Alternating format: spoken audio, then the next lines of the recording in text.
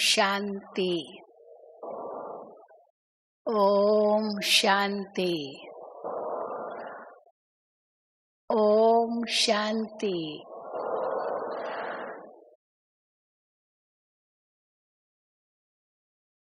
हम सभी ब्राह्मण कुलभूषण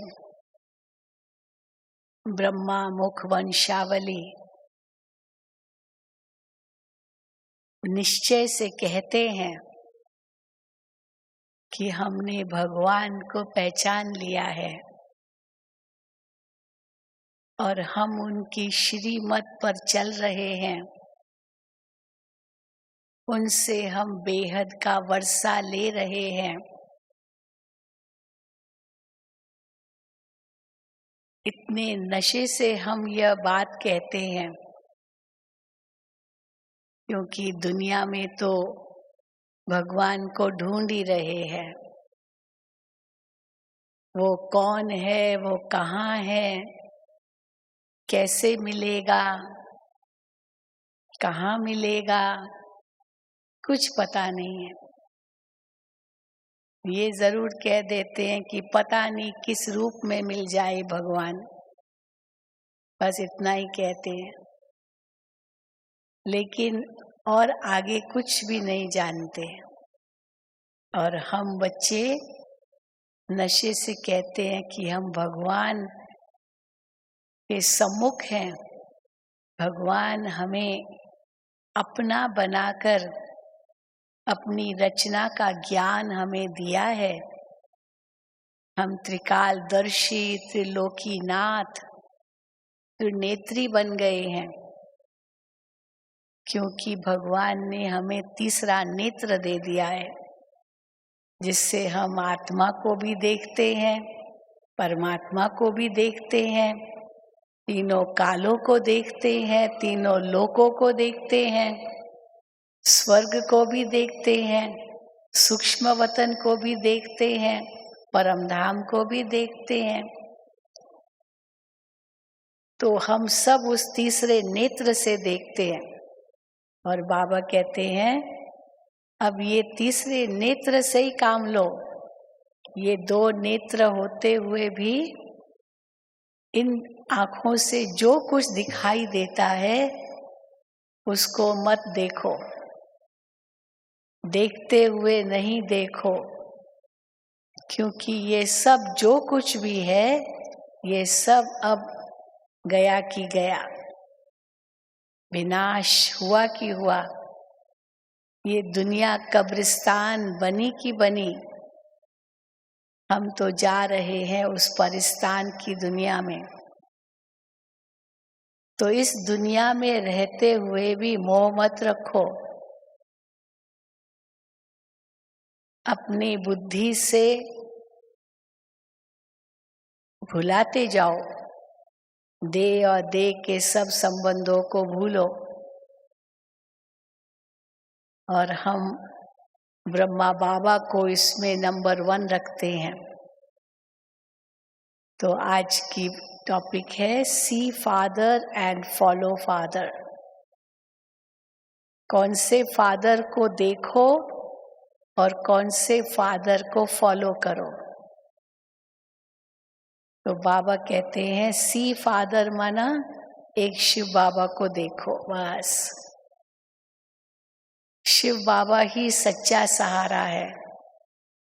और सब मनुष्य आत्माएं चाहे कितना भी सहारा बने, लेकिन अंत में दुखाई देंगे।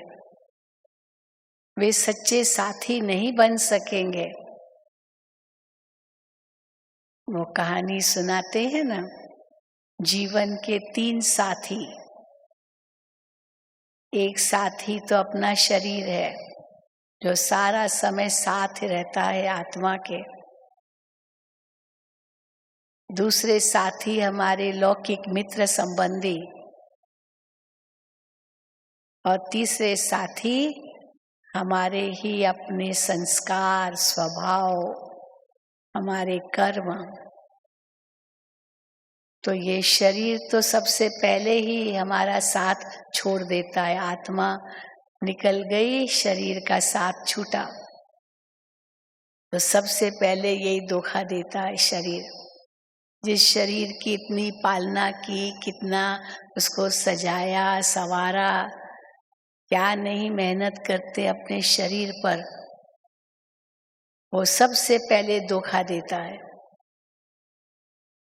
फिर दूसरा सहारा हमारे मित्र संबंधी, लौकिक संबंध। वो कर्मों का हिसाब किताब के अनुसार मिलते हैं और उनका साथ कब तक मिलता है?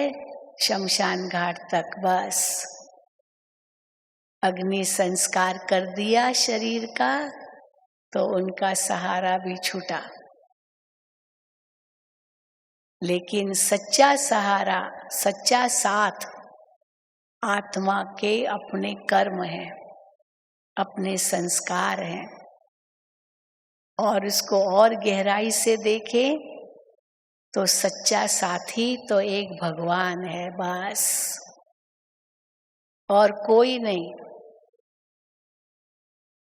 और अगर भगवान को सच्चा साथी बना लिया, उनको ही सदा देखते रहे, उनको ही सच्चा सहारा बनाया,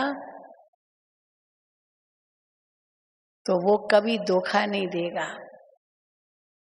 इसीलिए देह तो सबसे पहले धोखा देती है, देह के संबंधी फिर बाद में शमशान घाट तक ही साथ देते, फिर धोखा देते थे, चले जाएंगे घर। लेकिन कौन आत्मा के साथ जाएगा? केवल उसके कर्म, उसके संस्कार। इसीलिए जिस पर हमें ध्यान देना है उस पर तो मनुष्य ध्यान देते ही नहीं है। इसीलिए जीवन में धोखा खा लेते हैं और ये जीवन भी उनका व्यर्थ चला जाता है और भविष्य जन्म भी व्यर्थ जाते हैं। लेकिन बाबा ने जो हमें ज्ञान दिया है उससे हम ये भली भांति समझ गए हैं कि हमारे साथ क्या चलेगा और उस पर ही हम की ध्यान देते हैं। कई बार हम बताते हैं ना कि आत्मा में मन बुद्धि संस्कार है, तो जो मन में होगा, बुद्धि में होगा, संस्कार में होगा, वही साथ चलेगा। तो मन में क्या रखो? केवल शुद्ध संकल्प, क्योंकि वही शुद्ध संकल्प आत्मा के साथ चलेंगे। शुद्ध कहो, शुभ कहो, श्रेष्ठ कहो, समर्थ कहो, शक्तिशाली कहो, यही संकल्प आत्मा को शक्ति भी प्रदान करते हैं और वही साथ चलते हैं। तो मन में क्या रखो? ये श्रेष्ठ संकल्प, बस, और बातें भूल जाओ, सोचो ही नहीं,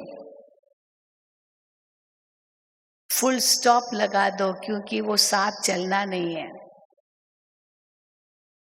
शुभ भावना, शुभ कामना वही आत्मा के साथ जाएगी। फिर बुद्धि में क्या भरो? आत्मा जो बाबा ने हमें लक्ष्य दिया है, सर्वगुण संपन्न, 16 कला संपूर्ण, संपूर्ण निर्विकारी, मर्यादा पुरुषोत्तम, ये जो हमारा भविष्य, हमारी महिमा है, वही बुद्धि में धारण हो, गुण और शक्तियां, बस बुद्धि में वही रहे। तो ज्ञान मन के अंदर, गुण और शक्तियां बुद्धि के अंदर, और संस्कारों में क्या भरो? श्रेष्ठ कर्म, क्योंकि जो कर्म करेंगे वही संस्कार बनेंगे और वही आत्मा के साथ चलेंगे। इसलिए कहते हैं ना, कोई मर जाता है तो क्या कहते हैं? अपने कर्म ले गया, कर्म ले गया। और जब बच्चा पैदा होता है तो क्या कहते हैं, अपना भाग्य लेकर आया। तो बच्चा भाग्य लेकर आता है और मनुष्य देह त्याग पर अपना कर्म ले जाते हैं। तो जो कर्म ले गया वही आत्मा बच्चे रूप में भाग्य लेकर के आती है। अब ये जब बुद्धि में हमने समझ लिया कि यही आत्मा के साथ जाएगा, यही सच्चा साथी है, तो इन पर कितना ध्यान देना होगा। और यही ब्रह्मा बाबा ने किया। तभी तो देखो कहाँ साधारण थे और कहाँ विश्व के मालिक बन गए। और उसके लिए क्या किया, श्रीमत का पालन किया। तो बाबा ने उस दिन रविवार को जो मुरली चलाई, जिसमें ब्रह्मा बाबा के 5 कदम बताए, जिसने केवल एक शिव बाबा को देखा, बस सी फादर, केवल एक शिव बाबा को देखा। जो शिव बाबा ने कहा वो ही किया, चाहे मनुष्यों ने कितनी भी रुकावटें डाली, बंधन डाले,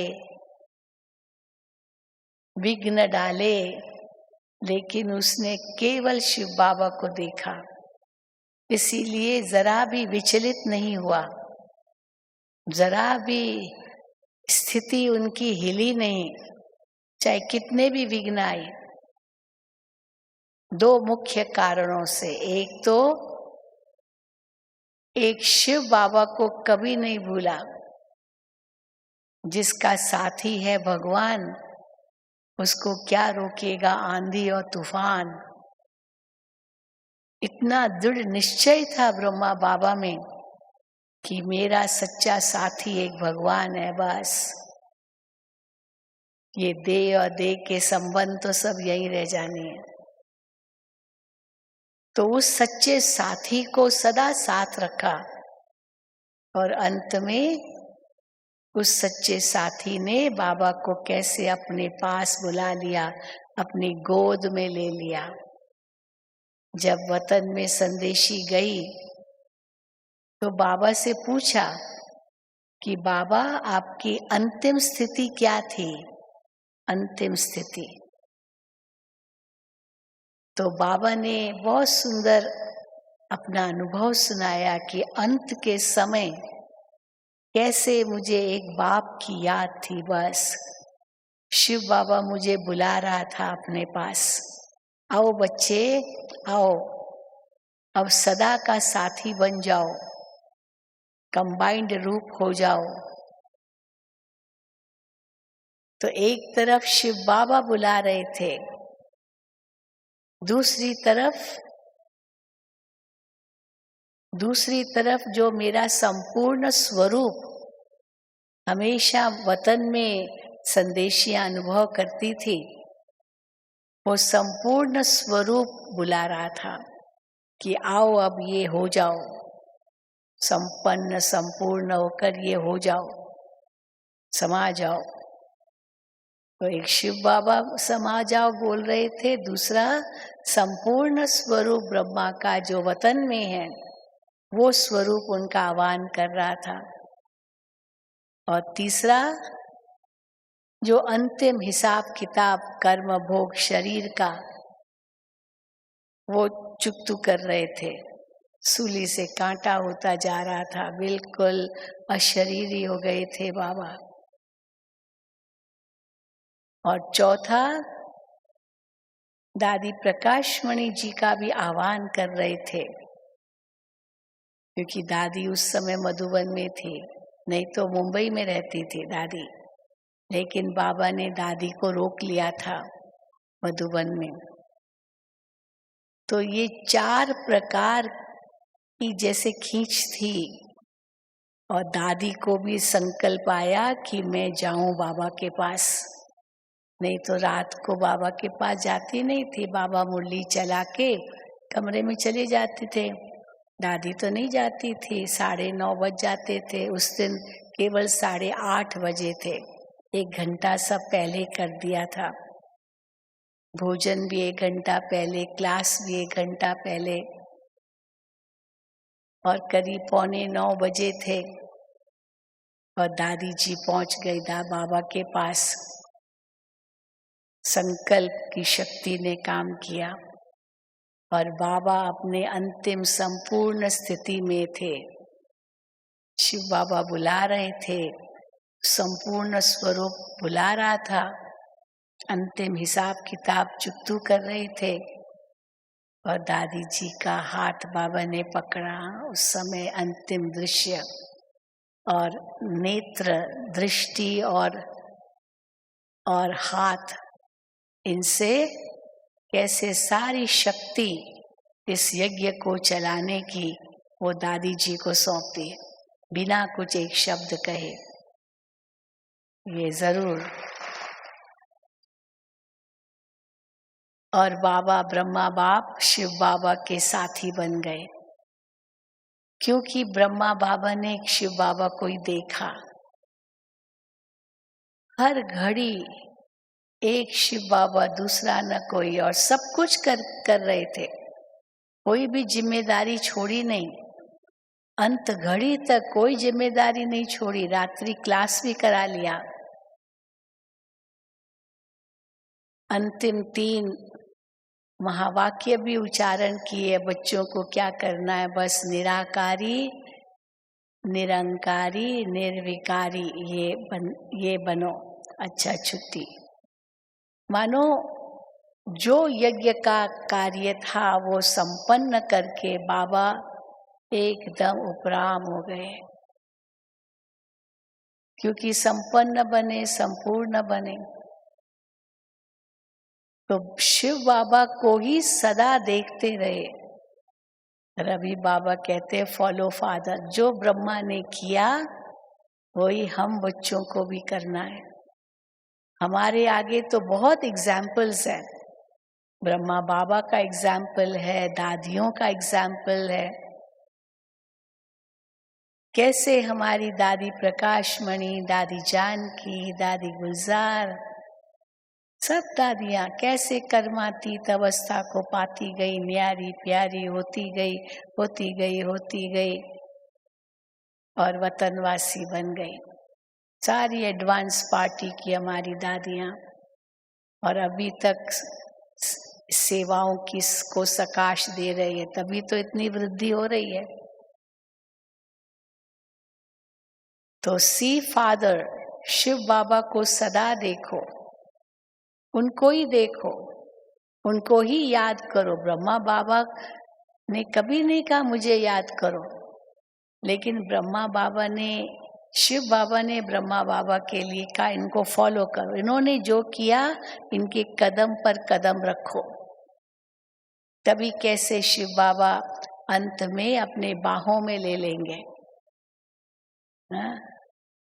एक कहानी सुनाते हैं, हर धर्म में होगा, लेकिन क्रिश्चियनिटी में एक कहानी आती है, बाइबल में आता है कि भगवान ने अपने बच्चे को कहा कि तुम सदा मेरे पीछे पीछे आओ, मेरे कदमों पर चलो। वो तो क्राइस्ट को दिखाते हैं, मेरे पीछे पीछे चलो, मेरे कदम पर कदम रखो।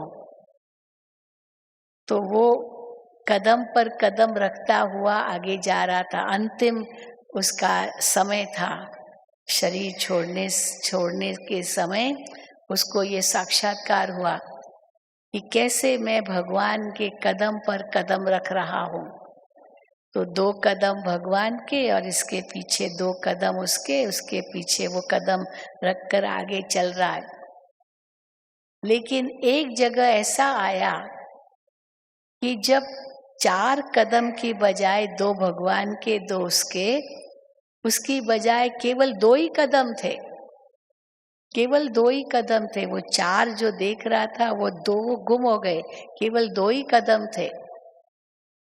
तो वो भगवान को कहता है ये क्या, जब एकदम विकट परिस्थिति आई तब तो 2 ही कदम थे, तो क्या भगवान आपने मुझे छोड़ दिया क्या? जो मेरे 2 ही कदम थे, आपके तो 2 कदम थे ही नहीं।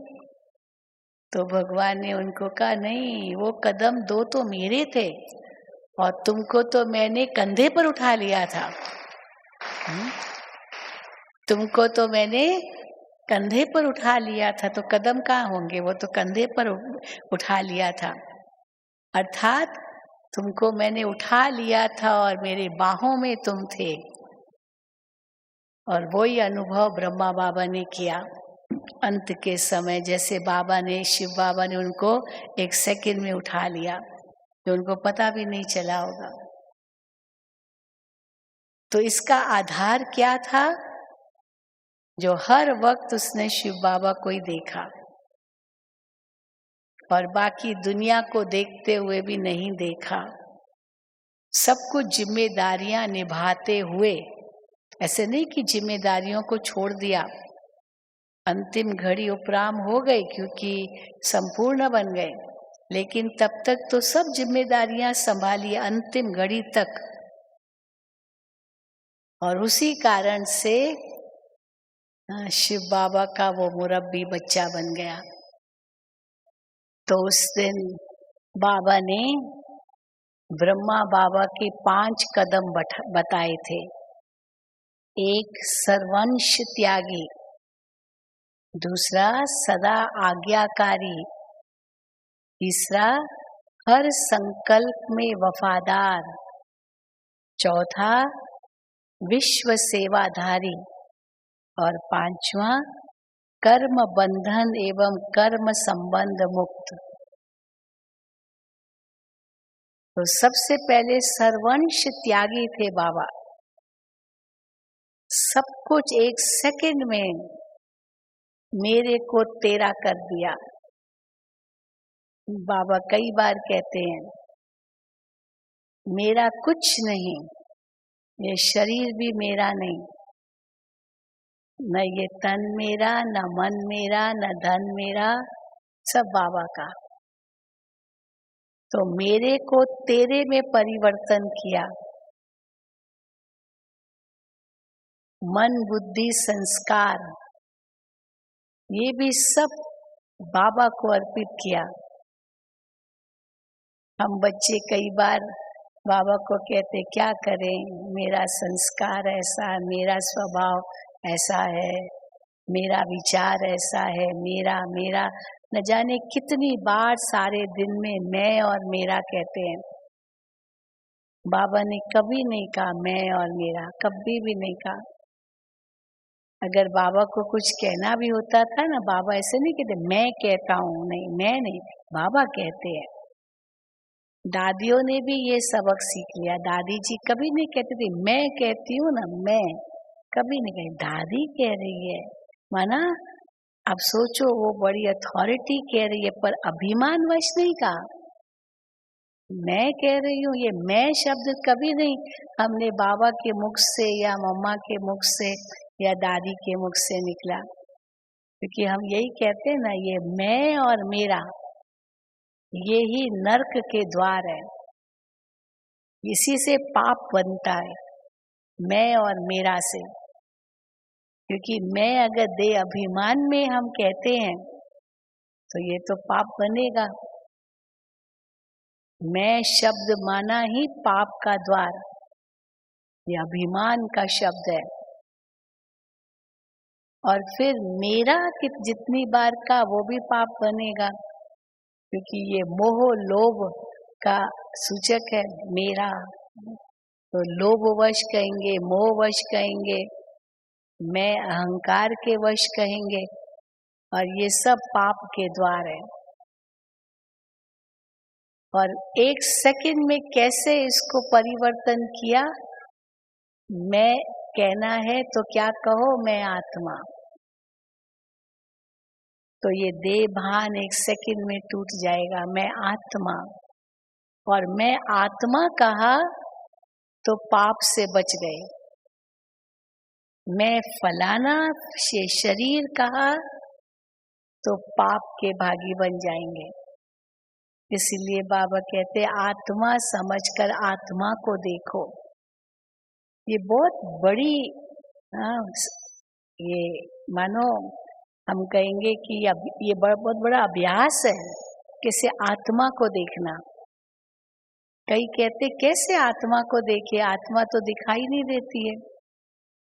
आत्मा को देखना माना उस समय तीसरा नेत्र का उपयोग करना। बाबा ने कैसे तीसरे नेत्र के उपयोग से सबको आत्मा देखा। हम मिसाल देते हैं, बाबा भी परिवार में थे, गृहस्थ में थे, पत्नी, बच्चे, बहू, पोतरे, दोतरे, हाँ सब थे, बड़ा परिवार था बाबा का। लेकिन सबको मैं से, हाँ, मेरा से तेरा कैसे समझ लिया, मैं कैसे बदल गया। बाबा की लौकिक में बहू थी ब्रिजेंद्रा दादी, बहुत सुंदर थी वो जवानी में, बहुत बड़े घर की थी, बाबा की लौकिक बहू थी वो। तो बाबा तो बिजनेस में थे, हीरे जवाहरातों का व्यापार करते थे, बड़े हीरों के गहने बनाते थे और राजाओं महाराजाओं के पास बाबा जाते थे वो गहने बेचने के लिए, क्योंकि उनकी महारानी तो दुकान में नहीं आएगी खरीदारी करने। तो राजा उनको बुलाते थे बाबा को कि मेरे महल में आकर के मेरे रानी के लिए ऐसे गहने बनाओ। तो बाबा क्या करते थे, वो हार बना के या जो भी गहने बनाकर वो बाबा की लौकिक बहू को पहनाते थे और उसको लेके जाते थे रानी के महल में, हाँ, राजा के महल में। और वो उनको कहते थे अभी आप जाके रानी से मिलो। वो तो पर्दे नशीन होती थी, वो तो ऐसे खुलेआम तो सबसे मिलती भी नहीं थी। तो ब्रिजेंद्रा दादी, जिनका नाम राधिका था, राधिका, तो उनको बाबा भेजते थे उनके रानी के शयन कक्ष में। तो वहाँ वो हार देखती थी तो बहुत खुश होती थी, कहती थी ऐसा हार मेरे को चाहिए। रानी कहती उनको तो कोई पैसे की तो कोई कमी होगी नहीं, ऐसा हार मुझे चाहिए। तो बाबा तो बहुत होशियार थे, पहले से ही वो सेट लेके जाते थे एक्स्ट्रा, ताकि वो रानी को पसंद आएगा और वो खरीदेंगे। तो बाबा ऐसे बिजनेस करते थे, वेरी गुड सेल्समैन थे बाबा। सेल्समैनशिप बहुत अच्छी थी बाबा की, तो इसलिए बाबा बिजनेस में भी बहुत फ्लरिश कर रहे थे।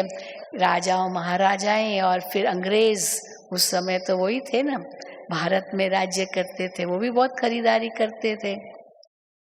तो बाबा का अपनी बहू में बहुत मोह था, बहुत मोह था, और वो भी अपने ससुर को पिता के रूप में देखते थे। बाबा ने उनको ये पर्दा वर्दा सब हटवा दिया। पहले से ही बाबा को नारी शक्ति के प्रति बहुत सम्मान था, नहीं तो पर्दे नशीन होती थी उस समय, तो ऐसा ही था। तो जब वो बाबा की प्रवेशता हुई तो कैसे शिव बाबा ने एक धक से सब कुछ छोड़ा और सबको आत्मा देखा। लेकिन उन्होंने तो बाबा को उस रूप से तो नहीं देखा ना। बाबा की लौकिक युगल थी यशोदा, उनका मानो वो पति था, बच्चे थे उनके, लेकिन बाबा की दृष्टि एक सेकंड में बदल गई और उनके आगे सब बच्चे थे। लेकिन उनकी दृष्टि बाबा के प्रति भी उतनी ही आत्मिक रहे, उसके लिए बाबा दीवारों पर लिखते थे, राधिका आत्मा है, राधिका आत्मा है, यशोदा आत्मा है, आत्मा है। तो राधिका पढ़ती थी कि ये बाबा ने लिखा है राधिका आत्मा है, तो मैं आत्मा हूँ। तो देह के का भान जैसे छूट जाए, वो जो मोह था ये मेरे ससुर है, चाहे पिता भी समझे, पर वो मोह खत्म होता गया और रिस्पेक्ट जागी।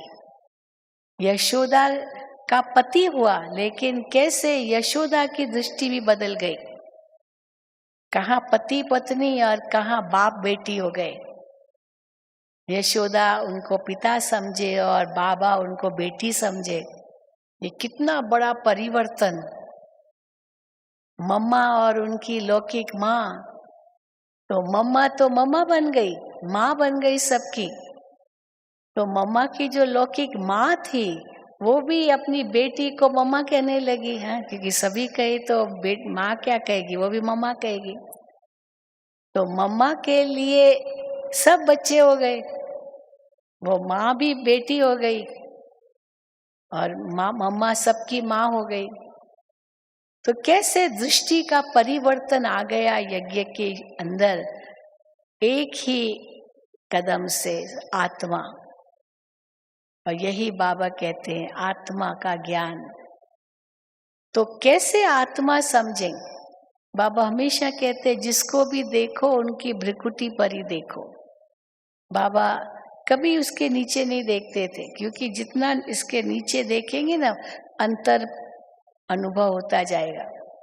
अभी मस्तक तो सबका एक जैसा है, पर मस्तक के नीचे आएंगे तो आंखें हैं, सबकी आंखें अलग अलग है।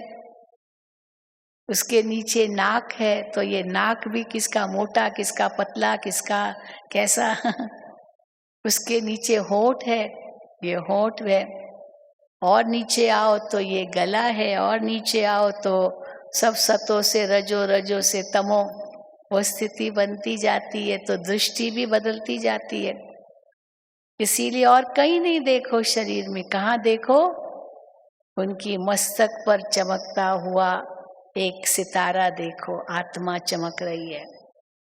यही बाबा ने सिखाया। और बाबा के मस्तक पर हम देखते थे ना, इतनी चमक थी बाबा के मस्तक पर, क्योंकि शिव बाबा भी उनकी आत्मा के पास में बैठते थे। बाबा कहते ना यही बैठते हैं, यही अकाल तख्त है, आत्मा का तख्त। तो आत्मा देखना, आत्मा से बात करना, ये एक बहुत सुंदर विधि है, ये देह अभिमान से हटने की। और फिर बाबा कहते मेरा मेरा की बजाय, हाँ मेरा कहना ही है तो मेरा शिव बाबा कहो, वही मेरा है, बाकी तो कुछ भी मेरा नहीं है। और मेरे को तेरे में बदल दो, म को त कर दो, बाकी तो वही है। बाबा ये सब आपका। तो ये मन भी बाबा का हो गया। तो मन में हम देह अभिमान के वश कोई भी संकल्प नहीं कर सकते हैं। ये बुद्धि भी बाबा की है। तो मैं इतना होशियार हूँ, मैं बहुत अच्छा हूँ, मेरे अंदर बहुत कलाएं हैं, मेरी समझ बहुत अच्छी है, आदि आदि, ये मैं मेरा खत्म हो गया। और संस्कार तो मेरे जो अगर ओरिजिनल संस्कार है वही मेरे हैं, ये संस्कार तो पराये हैं। द्वापर कलयुग के देह अभिमान के संस्कार है, रावण के संस्कार है। इसीलिए इतना ड्रास्टिक, इतना विशाल परिवर्तन आ सकता है जब मेरे को तेरे में बदलते हैं। ये सब बाबा का है। और जैसे ही कहा बाबा ये सब तेरा है,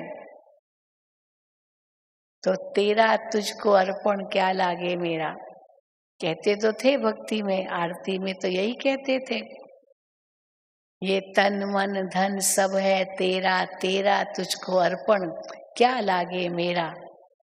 लेकिन जैसे ही आरती पूरी हुई, हाँ मेरी पर्स कहाँ है, मेरा मेरा ये कहाँ, मेरा मेरा मेरा चालू हो जाता है, फिर तेरा कहाँ गया। लेकिन ब्रह्मा बाबा ने जैसे कहा शिव बाबा ये सब तेरा, क्योंकि शिव बाबा ने उनको कह दिया कि अब जो सारी आपकी चल अचल प्रॉपर्टी है ये सब माताओं बहनों को के आगे विल कर दो, उनके नाम पर विल कर दो। मम्मा के नाम पर विल कर दिया, मम्मा और उनके साथी। हालांकि मम्मा का लौकिक में कोई संबंध नहीं था बाबा के साथ, लौकिक में नहीं था।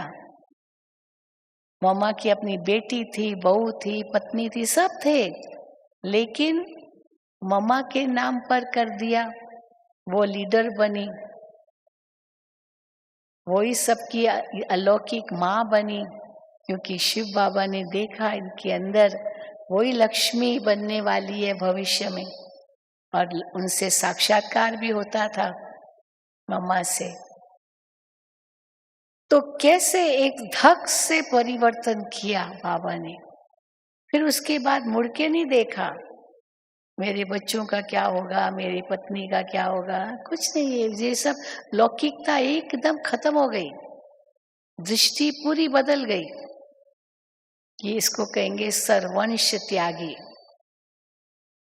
सर्ववंश सहित त्याग। ऐसे नहीं थोड़ा सा रह जाए, अब उसमें हमको फॉलो करना है। हमारा कहाँ तक है सर्वंश त्याग? ये रावण के 10 सिर को हम एक एक काटना शुरू करते हैं। मान लो आज मैं क्रोध छोड़ रहा हूँ, आज मैं लोभ छोड़ रहा हूँ, आज मैं मोह छोड़ रहा हूँ, तो एक एक सिर को काटते हैं, फिर वापस आ जाता है। क्योंकि एक एक सिर को काटने से रावण नहीं मरेगा। रावण कैसे मरेगा? जब उनकी कहते नाभि में मारा, जहाँ उनका अमृत धारा बहती थी नाभि में, वहीं उसका बीज था। वहां जब तीर मारा तब रावण की मृत्यु हुई। तो ये विकारों का अंत कैसे होगा? जब पहले देह अभिमान का अंत होगा। ऐसे विकार नहीं जाएंगे। आज एक विकार गया पर दूसरे और आ जाएंगे, और फिर वो विकार भी वापस आ जाएगा, क्योंकि बाबा कहते हैं इनकी बहुत यूनिटी है। इनकी इतनी यूनिटी है जो एक दो के बिना रह नहीं सकते। इसीलिए पांचों को एक साथ खत्म करना होगा। कैसे खत्म करेंगे? आत्माभिमानी स्थिति से। तो ये अभ्यास बहुत जरूरी है, जो बाबा ने किया, ब्रह्मा बाबा ने किया। और यही आत्माभिमानी स्थिति हमारी अंतिम स्थिति भी होगी, जो आदि सो अंत। जो अंत की स्थिति के लिए बाबा कहते हैं ना कि अंत में एक ही क्वेश्चन का पेपर आएगा, एक ही क्वेश्चन होगा। और वो कौन सा क्वेश्चन होगा? हाँ, उस दिन बाबा ने मुरली में कहा था, नष्टो मोहा स्मृति लब्धा। तो वो एक ही प्रश्न, वो भी ऑब्जेक्टिव क्वेश्चन, उसमें कोई ज्यादा लिखने की जरूरत नहीं होगी, हाँ या ना, बस। इसलिए 1 सेकंड का पेपर, अंत का पेपर। कितना हम उस समय एकदम देही अभिमानी हुए, एक बाबा की याद के सिवा और कोई नहीं। परंतु उस एक क्वेश्चन में पास होने के लिए, टिक मार्क करने लिए, और कोई याद ना आए, उसके लिए बहुत काल का अभ्यास चाहिए। देही अभिमानी बनना, फिर उसके बाद विदेही बनना। विदेही राजा जनक का मिसाल आता है, विदेही था वो, यानी महलों में रहता था लेकिन महलों का मोह नहीं था, कोई कमी नहीं थी, लेकिन फिर भी अपना कभी नहीं समझा, विदेही था। तो पहले देही अभिमानी स्थिति, आत्मा देखना, आत्मा से बात करना, कहीं भी दैहिक आकर्षण नहीं। बाबा ने उस दिन भी कहा, कहीं भी लटकना नहीं, अटकना नहीं, चटकना नहीं। दादी जानकी ये शब्द बहुत कहती थी, लटकते माना किसके पीछे पीछे लटकते हैं। तो लटकना भी नहीं है, अटकना भी नहीं है, कहीं भी अटकना नहीं है। चटकना तो बिल्कुल ही नहीं है, पकड़ के जैसे रखते, होल्ड करके रखना, कुछ भी नहीं। छोड़ो तो छूटो, let go and let God. तो इसीलिए वो देही अभिमानी स्थिति जब बहुत काल की होगी, तो विदेही स्थिति भी सहज हो जाएगी, देखते हुए भी मेरा कुछ नहीं, कहीं मोह नहीं। और जब विदेही स्थिति होगी तब फिर हम अशरीरी भी सहज बन सकेंगे, क्योंकि अंत में तो 1 सेकंड में अशरीरी बन जाना है। नहीं तो अशरीरी स्थिति नहीं आएगी, वो बिंदु बीज रूप की स्थिति नहीं आएगी जब तक हम पहले विदेही अवस्था को नहीं पाए या आत्मिक स्थिति को नहीं पाए। इसलिए बाबा हम बच्चों को यही कहते हैं कि बच्चे अंत में धोखा न खाओ, इसलिए ये बहुत काल का अभ्यास चाहिए। और अचानक होना है ये पेपर। अभी देखो लड़ाई ऐसी लगी, पता थोड़ी था, कुछ भी नहीं, अचानक भूकंप आ जाता है, अचानक बाढ़ आ जाती है, अचानक। चलो कुछ पहले से पता भी चलता है, लेकिन क्या कर सकेंगे, कुछ भी नहीं उस समय। तो ये अचानक का खेल तो बहुत होगा। क्या उस समय हम एकदम न्यारे हो सकते हैं? क्या हम एवर रेडी बन सकते हैं? अवश्य बन सकते हैं, अगर बहुत काल का अभ्यास होगा तो। इसीलिए बाबा कहते हैं वो जो अंतिम पेपर है वो क्वेश्चन आउट है, इस क्वेश्चन में फुल मार्क्स लेने हैं।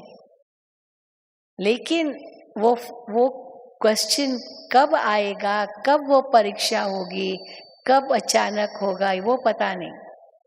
और जो परीक्षाएं होती है उनका टाइम फिक्स होता है, डेट फिक्स होती है, स्थान फिक्स होता है कि इस टाइम पर, इस दिन और इस स्थान, इतने बजे आपका एग्जामिनेशन होने वाला है। लेकिन एग्जामिनेशन पेपर में क्या क्वेश्चंस आएंगे वो पता नहीं। और यहाँ क्वेश्चन पेपर पता है, आंसर 1 सेकंड का है वो भी पता है, लेकिन कब आएगा वो पता नहीं। इसीलिए हर वक्त तैयार रहना पड़ेगा। सरप्राइज टेस्ट भी होते हैं ना, तो स्टूडेंट्स को हर वक्त तैयार रहना पड़ता है। पर हर वक्त तैयार रहने के लिए बहुत काल का अभ्यास चाहिए, क्योंकि फुल टाइम स्टडी करनी पड़ती है। ऐसे नहीं कि मैं 2 दिन पहले स्टडी करूंगा, कभी भी टेस्ट आ जाए। हाँ, बताते ना, एक व्यक्ति था, अपने गुरु के पास गया, गुरुजी मेरा मन तो बहुत चंचल है, ये कैसे मैं इसको शांत करूं, शांत होता ही नहीं है। तो कब होगा ये शांत, कब होगा ये शांत? तो गुरुजी ने कहा आपके मरने से 1 दिन पहले, एक दिन पहले। तो 1 दिन पहले मरने से कैसे पता चलेगा कब मैं मरूंगा? तो हर वक्त समझो कभी भी मरना है। देश से न्यारे तो होना ही है। हम तो बैठे ही इसलिए जीते जी मरे हुए बैठे हैं, है ना? सब जीते जी मरे हुए बैठे हैं ना। जो समझते हम जीते जी मरे हुए बैठे हैं, हाथ उठाओ। कभी भी बाबा बुलावे, बहुत अच्छा, हाँ बढ़िया बढ़िया, अपने लिए ताली बजाओ बोले। हाँ, सब जीते जी मरे हुए बैठे हैं। बाबा कभी बुलावे तैयार हो ना, तैयार हो सब? अच्छा, वेरी गुड। हाँ, लेकिन फिर कई सोचते हैं कि नहीं बाबा ऐसे तो ठीक है, तैयार है, लेकिन संपूर्ण बन के जाए तो अच्छा है ना। हाँ, सब वो भी हम चाहते हैं जरूर। इसीलिए तैयार भी रहना है, पर अपने पुरुषार्थ को छोड़ना नहीं है। ब्रह्मा बाबा ने अपने पुरुषार्थ को कभी नहीं छोड़ा। इसलिए सर्वंश त्यागी माना मेरे को तेरे में परिवर्तन करना, जो ब्रह्मा बाबा ने किया, बस फॉलो फादर। फिर दूसरा सदा आज्ञाकारी, जो शिव बाबा ने कहा ब्रह्मा बाबा ने फॉलो किया। कई भाई बहनें कहते हैं ना, हम तीव्र पुरुषार्थ कैसे करें? अब कैसे कैसे कैसे ऐसे प्रश्न करते रहते हैं और मूंझते रहते हैं। तो बाबा कहते हैं मूंझो मत, तीव्र पुरुषार्थ कैसे करे उसकी विधि बाबा हर मुरली में देते हैं। बच्चे ये करो, बच्चे ये मत करो, ये करो, ये नहीं करो, डू एंड डोंट या डोंट होता है ना। कोई भी बात करने लिए पहले कहा जाता है ये करो, और ये सावधानी भी देते ये मत करो, क्योंकि ये करेंगे तो फिर नुकसान होगा। सो डूज एंड डोंट्स कहते हैं ना। शारीरिक व्यायाम के लिए भी ऐसे ही कहते हैं, प्राणायाम के लिए भी ऐसे कहते हैं। क्या कैसे करो, ये नहीं ऐसे करो जो गलत हो जाए, जो और ही नुकसान करे, वो नहीं करो। तो क्या क्या करो क्या नहीं करो, हर चीज के लिए डू एंड डोंट है। तो बाबा की हर मुरली में आता है क्या करो क्या नहीं करो, हर सोच के लिए आता है, हर शब्द के लिए आता है क्या बोलो क्या नहीं बोलो। उस दिन बाबा की मुरली चली वाणी पर, ब्रह्मा बाबा की वाणी महावाक्य थे। हमारे बोल कैसे होने चाहिए, मम्मा के बोल कैसे थे, बहुत मीठे बहुत मीठे बहुत प्यारे। अगर हमारी वाणी में कटाक्ष होगा, चुभने वाले शब्द होंगे, दुख देने वाले शब्द होंगे, किसी के प्रति नफरत के शब्द होंगे, तो फिर वो वाणी तो मीठी वाणी तो नहीं कहलाएगी ना। इसीलिए हम लोगों का क्या स्लोगन हम बताते हैं इस ईश्वरीय विश्वविद्यालय में, कम बोलो, धीरे बोलो और मधुर बोलो, युक्ति युक्त बोलो, राज युक्त बोलो। क्योंकि कम बोलेंगे तो ऑटोमेटिकली धीरे बोलेंगे, धीरे बोलेंगे तो ऑटोमेटिकली मधुर बोलेंगे। ये तो हो नहीं सकता है कि आप क्रोध से बोलो और धीरे बोलो, होगा? क्रोध भी करो और धीरे भी करो, ऐसे होता है क्या? क्रोध तो जोर से किया जाता है ना, धीरे से किया जाता है क्या क्रोध? कितना भी वो नजदीक होगा तो भी इतना जोर से बोलेंगे जैसे कि वो बहरा है। हाँ भाई, धीरे से भी तो बोल सकते हो, पर क्रोध में ये थोड़ी याद रहता है कि मैं धीरे से बोल रहा हूँ या गुस्से से या जोर से बोल रहा हूँ। इसीलिए अपनी वाणी भी कैसी बनाओ, सोच कैसी बनाओ, कर्म कैसे करो। तो जो भी सोचो, जो भी बोलो, जो भी करो, पहले ये देखो अगर ब्रह्मा बाबा यहाँ होते इस वक्त ऐसी स्थिति में, तो ब्रह्मा बाबा क्या करते? तो जो ब्रह्मा बाबा करते वही मुझे भी करना है। बस ये है फॉलो फादर। जो ब्रह्मा बाबा सोचते वो मुझे भी सोचना है। जैसे ब्रह्मा बाबा बोलते वैसे मुझे बोलना है। क्योंकि बाबा ये भी कहते हैं ना, जिससे प्यार होता है उसको तो फॉलो किया जाता है। यही कदम पर कदम रखना होता है, फॉलो करना माना कदम पर कदम रखना। तो वो अगर यहाँ होते तो वो क्या करते, मुझे भी वही करना है। तो शिव बाबा तो याद रहेगा ही, पर ब्रह्मा बाबा भी याद रहेगा। तो सदा आज्ञाकारी, एक सेकंड में स्वाहा। फिर पीछे मुड़ के नहीं देखा ब्रह्मा बाबा ने, इनका क्या होगा, उनका क्या होगा, उनका क्या होगा। बस अगर ब्रह्मा बाबा जो उनकी प्रॉपर्टी थी या जो कुछ उनका था, एक बीज उन्होंने जो रोपा, अगर वो बीज उस समय नहीं रोपते होते तो आज ये इतना बड़ा वट वृक्ष, ये ईश्वरीय विश्वविद्यालय कैसे खड़ा होता। पर उन्होंने जो अपनी चल अचल प्रॉपर्टी, अपना तन मन धन जो माताओं बहनों के आगे विल किया, वही बीज आज ये इतना बड़ा वट वृक्ष इस ईश्वरीय विश्वविद्यालय का बना है ना? यही कहेंगे ना। क्योंकि शिव बाबा की हर आज्ञा का पालन किया और एक धक से वैराग्य आ गया। एक धक से ये नहीं सोचा हाँ मेरी बिजनेस कैसे चलेगी, ये कैसे चलेगी, नहीं माना, नहीं, बस डिटर्मिनेशन, दृढ़ता इतनी पावरफुल थी बाबा में।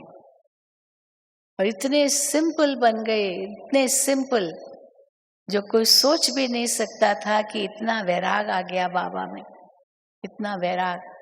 क्योंकि कहाँ वो राजाओं महाराजाओं के साथ उठना बैठना, अंग्रेजों के साथ उठना बैठना, और कहाँ एक थक से सब कुछ त्याग और शिव बाबा की आज्ञाओं पर चलने लगा।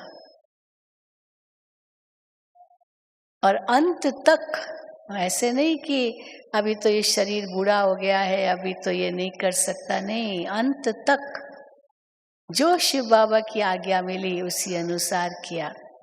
बाबा के आगे कई बूढ़े आते थे, बाबा को कहते थे, बाबा अभी तो बूढ़े हो गए हैं, अभी तो हमसे पुरुषार्थ नहीं होता है, सवेरे उठा नहीं जाता है, बाबा चला नहीं जाता है, बाबा ये नहीं होता है। बाबा कहते थे ये बूढ़ा कर सकता है, तुम नहीं कर सकते हो। हाँ? आजकल तो जवान भी जवाब दे देते, नहीं होता है, नहीं होता है, नहीं होता। और वो 90 साल का बूढ़ा, दादी जानकी देखो 100 साल की, वो कर सकते हैं तो हम क्यों नहीं कर सकते? हाँ, आप क्यों नहीं कर सकते हो? तो इससे प्रेरणा आ जाती है कि बाबा कर सकते थे, दादी कर सकती थी, तो हम क्यों नहीं कर सकते? फिर जवान आते थे बाबा के पास, बाबा अभी तो हम जवान है, अभी तो दुनिया देखी नहीं है, बाबा कुछ हम भी तो देखें संसार में क्या है। तो बाबा कहते थे, मम्मा देखो 16-17 साल की थी आई, बस इतनी उम्र थी। बाबा तो फिर भी 60 साल के थे। वो 16-17 साल की उम्र वाली मानो कन्या, इतनी यंग, और एक धक से सब कुछ त्याग किया, कितनी देर नहीं लगी। तो ये जवान ये कर सकती है तो आप क्यों नहीं कर सकते हो? तो हमारे आगे दोनों एग्जाम्पल है, जवान वालों, जवान का भी एग्जाम्पल है तो बूढ़े का भी एग्जाम्पल है, दोनों ही है। इसीलिए कोई बहाना तो चल ही नहीं सकता है, बहाना कोई दे ही नहीं सकता है। अगर अपने संस्कारों का कोई बहाना देता है, क्या करे मेरा ये संस्कार है, तो बाबा कहते अपने ओरिजिनल संस्कार को याद करो। कैसे है तुम्हारे ओरिजिनल संस्कार? वो परम धाम में आत्मा का जो स्वभाव है, वो आत्मा का भाव, स्व का भाव, वो याद करो, वो है असली स्वभाव तुम्हारा। जो सतयुगी स्वभाव है वो याद करो। आत्मा के जो ओरिजिनल गुण है, ज्ञान, पवित्रता, शांति, प्रेम, सुख, आनंद, वो हमारा स्वभाव है। और जो सर्व गुण संपन्न देवताओं के गुण हैं, अंतर्मुखता, गंभीरता, धैर्यता, सहनशीलता, निर्भयता, सरलता, मधुरता, ये हमारे ओरिजिनल संस्कार है, दैवी संस्कार। वो याद करो ना, ये संस्कार थोड़ी हमारा ओरिजिनल संस्कार है जो कलयुगी दुनिया के हैं। तो जब वो याद करते तो ये अपने आप मिट जाते हैं। तो ब्रह्मा बाबा कितने आज्ञाकारी थे, तो तीव्र पुरुषार्थ करने की विधि बाबा हर मुरली में सुनाते हैं। सोचो तो क्या सोचो, बोलो तो क्या बोलो, करो तो क्या करो, चलो तो कैसे चलो। फिर हम देखें, हर संकल्प में वफादार, पतिव्रता स्त्री की तरह। जैसे इस एक पतिव्रता स्त्री और किसी भी पर पुरुष को याद नहीं करती, तो हम आत्माएं भी वो पतिव्रता की तरह एक पतियों का पति को याद करें, एक पतियों का पति बस। सब सजनियां हैं, कोई भी पुरुष अपने को साजन न समझे। कौन हो सभी? सब सजनियां हो। हाँ, सब भाई भी सजनियां हैं ना, एक शिव की सजनियां हैं, सब पार्वतियां हैं। पार्वती की क्या विशेषता दिखाते? बस एक शिव की लगन में मगन, बस। सीता तो फिर भी उसका वियोग दिखाते हैं, हर वक्त वियोग में ही थी बिचारी, लेकिन पार्वती तो सदा ही शिव के साथ ही थी। तो हमें क्या बनना है? हाँ, सदा ही शिव के साथ, पार्वती, कभी अलग नहीं होना है। इसको कहेंगे संपूर्ण वफादार। कहीं भी आंख न डूबे, कहीं भी आंख न डूबे, तब कहेंगे संपूर्ण वफादार। और फिर विश्व सेवाधारी, ये तो बहुत बड़ा पद है ये, विश्व सेवाधारी। यूनाइटेड नेशंस में एक स्लोगन आता है, act locally but think globally. Think globally माना सोचो तो विश्व के लिए सोचो, भले एक्ट तो आप लोकली करेंगे ना, वहां ही करेंगे, तो act locally but think globally. और ब्रह्मा बाबा तो लौकिक में भी ऐसे ही थे, जब भक्ति करते थे ना तो वो जैसे अनुष्ठान करते हैं या कुछ भी जल देते हैं तो सब ऐसे हमेशा कहते हैं सर्व के कल्याण के लिए, सर्व के कल्याण के लिए अंजलि भर करके फिर वो देते हैं। तो उसमें कभी नहीं कहा कि मेरे बच्चे के लिए, मेरी पत्नी के लिए, मेरी माँ के लिए, सर्व के कल्याण के लिए, सर्व का कल्याण। तो लौकिक में भी बाबा के अंदर ये विश्व कल्याण की भावना रही है। तो बाबा के, शिव बाबा के बच्चे बने तो विश्व कल्याण। हद में तो कभी बाबा रहे ही नहीं, तो क्या हम भी उस बेहद में जा सकते हैं? हद में ही रहना, ये तो अज्ञान है। अज्ञान काल में भी मेरा मेरा नहीं कहते हैं, पता है। मैं राजस्थान में कहीं परिवार में गई थी, वहाँ सब बहुएं एक साथ रहती थी। बाबा कई बार कहते एक ही परिवार में सारे बेटे बहू सब एक साथ, बिजनेस एक साथ, वो उसका बेटा, वो उसका बेटा, ये मेरा बेटा नहीं उसका बेटा, ये कभी नहीं सोचते। वो सब हाँ मिल करके ही करते थे। तो मैंने बाई चांस, वो एक माता थी, उनके बच्चे बहुत थे, तो मैंने पूछा ये आपका बेटा है? कहती नहीं बहन जी ये आपका बेटा है। मैंने कहा मेरा बेटा कहाँ से आया? आपका है। तो कहा आपका है? मैंने कहा मेरा कैसे? तो कहा राजस्थान में हम लोग जो बोलते हैं ना उसमें कभी भी नहीं कहते मेरा, हमेशा कहेंगे आपका, आपका, आपका। हाँ, आपका माना एक ये बड़ी ऊंची भावना है कि मेरा कुछ नहीं है। नहीं तो अज्ञानवश तो मेरा मेरा मेरा मेरा करते रहेंगे ना। आपका। एक स्त्री भी होगी तो पति के लिए ये थोड़ी कहेगी मेरा पति, वो कहेगी आपका भाई। क्या कहती है? आपका भाई। मेरा शब्द जैसे वो एक दे अभिमान की निशानी ना, जैसे भारत की ये संस्कृति है कि है ये नहीं कहेंगे अच्छा मैं जाता हूँ, ऐसे नहीं कहेंगे, अच्छा मैं आता हूँ। जाता हूँ माना ओम शांति। फिर वापस नहीं आएंगे, तो इसीलिए क्या कहते हैं? अच्छा आता हूँ, अच्छा फिर मिलेंगे। इंग्लिश में तो कहेंगे गुड बाय माना छुट्टी, पर भारत की संस्कृति में गुड बाय नहीं है, अच्छा फिर मिलेंगे, अच्छा आता हूँ। कन्नड़ा में तो कहते होग बिट बनी। हाँ अच्छा आवजो, गुजराती में क्या कहते हैं? फिर आना। क्योंकि जाना नहीं है, आना ही है। इसीलिए बाबा भी कौन सा शब्द यूज है? गो सुन कम सुन।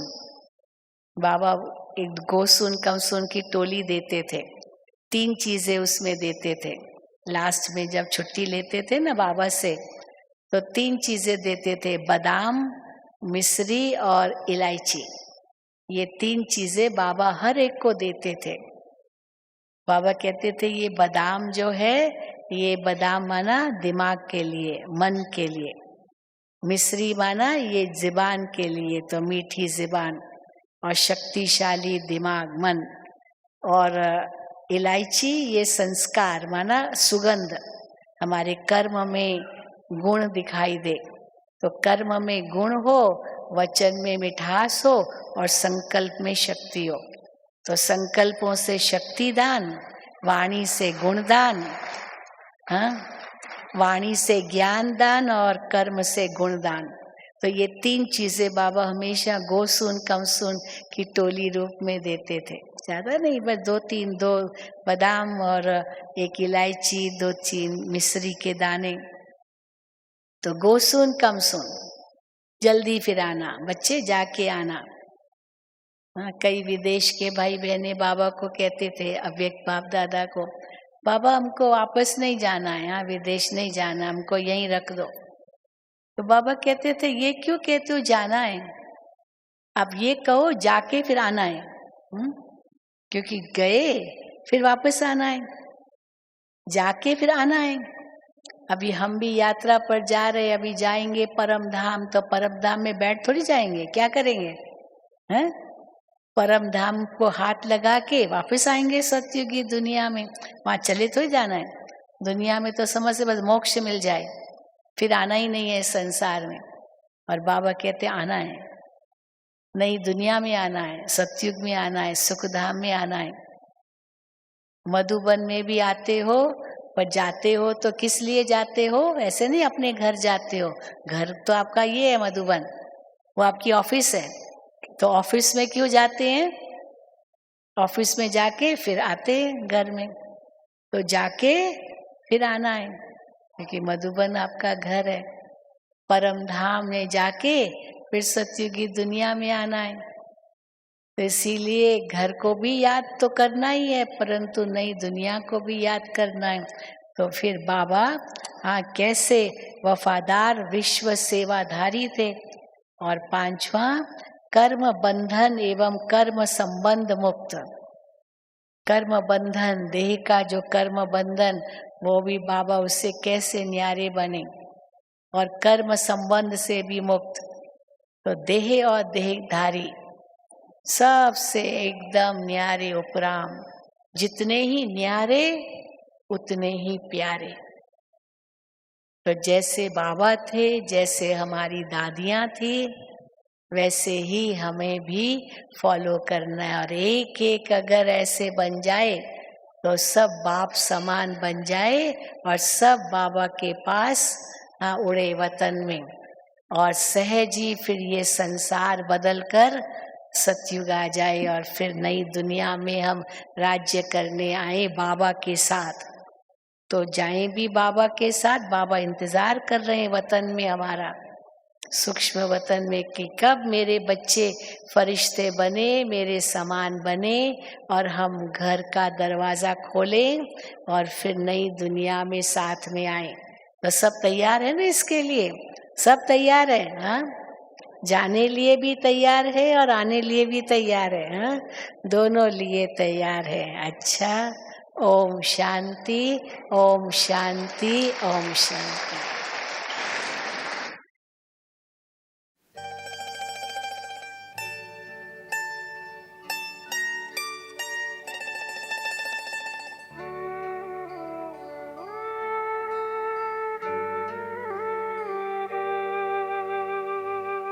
दिल का